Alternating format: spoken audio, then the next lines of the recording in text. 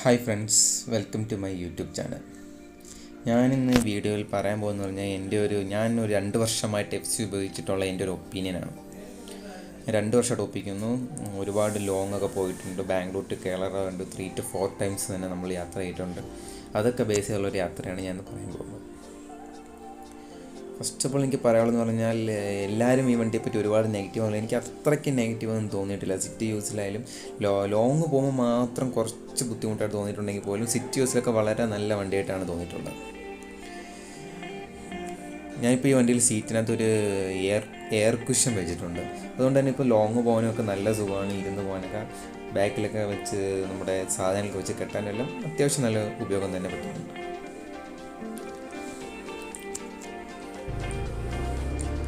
ഒരുപാട് രണ്ട് ഇയറായിട്ട് ഓടിക്കുന്നുണ്ടെങ്കിൽ അറൗണ്ട് 3-4 തവണ ഇതിൻ്റെ ഇടയ്ക്കുണ്ട് നമ്മൾ ബാംഗ്ലൂർ ടു കേരള പോകാൻ വരെ ചെയ്തിട്ടുണ്ട്.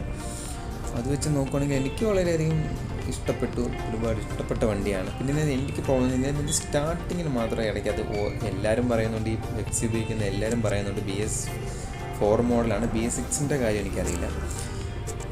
എല്ലാവരും മിക്ക ആൾക്കാരും പറയുന്നുണ്ട് സ്റ്റാർട്ടിങ്ങിന് എന്തോ ഒരു കംപ്ലയിൻ്റ് ഉണ്ടെന്ന്. അല്ലാതെ വലിയ കംപ്ലയിൻ്റ് നമുക്ക് തോന്നിയിട്ടില്ല. എഞ്ചിനൊക്കെ നല്ല പെർഫെക്ഷനാണ്. പിന്നെ 5th ഗിയറിൻ്റെ ഇതും പലരും പറയുന്നുണ്ട് അതൊരു വലിയ ഇഷ്യൂ ആയിട്ടൊക്കെ. പക്ഷേ നമ്മളങ്ങനെ ഞാൻ അധികം സ്പീഡിൽ പോകാത്ത വ്യക്തിയാണ്. അതുകൊണ്ടായിരിക്കും ഒരുപാട് സ്പീഡിലും പറപ്പിച്ചൊക്കെ പോകുന്നവർക്ക് ചിലപ്പോൾ അതൊരു ബുദ്ധിമുട്ടായി തോന്നുമായിരിക്കും. എന്നാലും നമ്മൾ കഴിവിൻ്റെ പരമാവധി കുറച്ച് സ്പീഡിൽ അങ്ങനെ പോകുന്നൊരു വ്യക്തിയാണ്. ലോങ് പോകുമ്പോൾ പോലും മാക്സിമം 90-100-ലൊക്കെയാണ് നമ്മൾ ബാംഗ്ലൂരിൽ നിന്ന് കേരളത്തിൽ വരെ പോയിട്ടുള്ളൂ പോലും.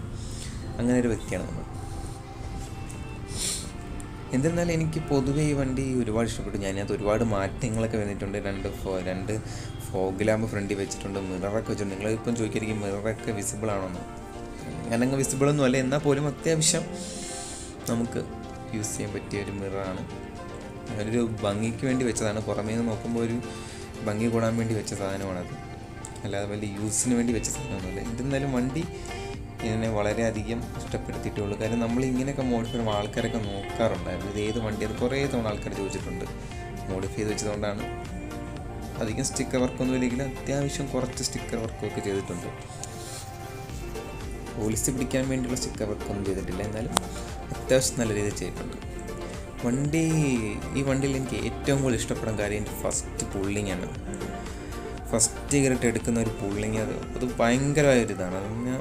അത് നല്ല രസമാണ്. നല്ലൊരു ഇത് കയറി പോകും. പിന്നെ ബാക്കിയുള്ള വണ്ടികളൊക്കെ ചിലപ്പോൾ അങ്ങനെ കയറി വന്നില്ലെങ്കിൽ പോലും പിന്നെ അവർ കയറി പോയിരിക്കും. എന്തിരുന്നാൽ പോലും ഇത് ഫസ്റ്റ് നല്ല അടിപൊളി പുള്ളിങ് കയറി പോകുന്നൊരു വണ്ടിയാണ് എനിക്ക് ഈ സെഗ്മെൻറ്റിൽ തോന്നിയിട്ടുള്ളത്.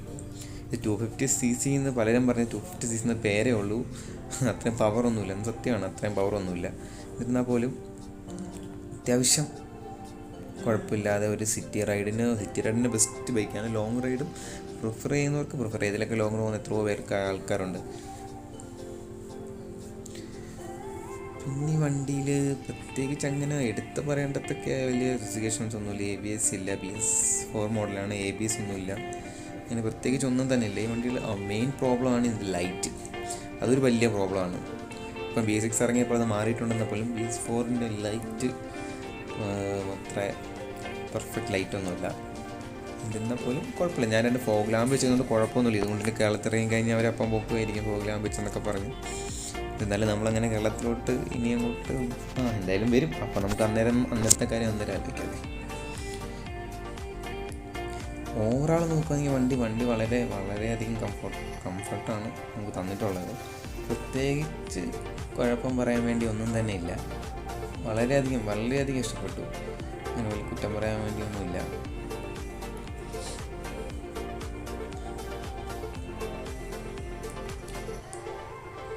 ഇത്രയൊക്കെയാണ് എനിക്കതിനകത്ത് മെയിനായിട്ട്. എൻ്റെ വണ്ടിയുടെ സ്പെസിഫിക്കേഷനൊക്കെയാണ്. ടോർക്ക് കാര്യങ്ങളൊന്നും നമ്മൾ പറയുന്നില്ല.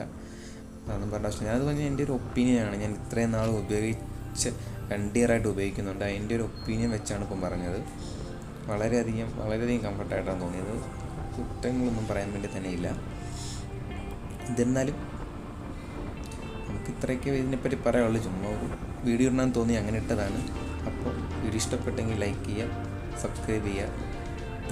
Thank you for watching. By.